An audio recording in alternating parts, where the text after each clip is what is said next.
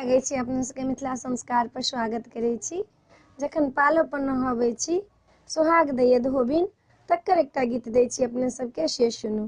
पालो पर बैसाई सिया के दहिन सोहाग गेलट छिटकी धोबिनिया सिया के दही ने सोहाग गेलट छिटकी धोबिनिया चूड़ा दही चीनी लाए सिया के खुआबहिने गेलट छिटकी धोबिनिया गे सिया के दही ने सोहाग गेलट छिटकी धोबिनिया पाना सुपारी हामा खोइछा में देबौ गेलट छिटकी धोबिनिया सिया के दही ने सोहाग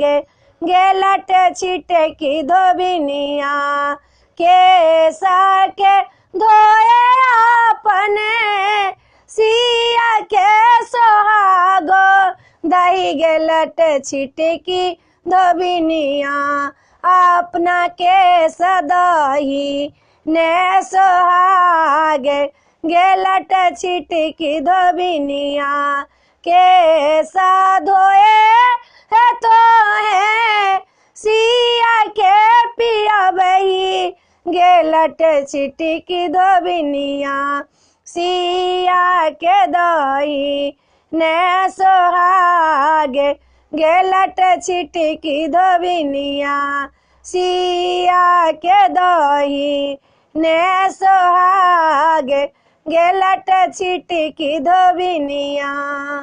वीडियो में यह चला।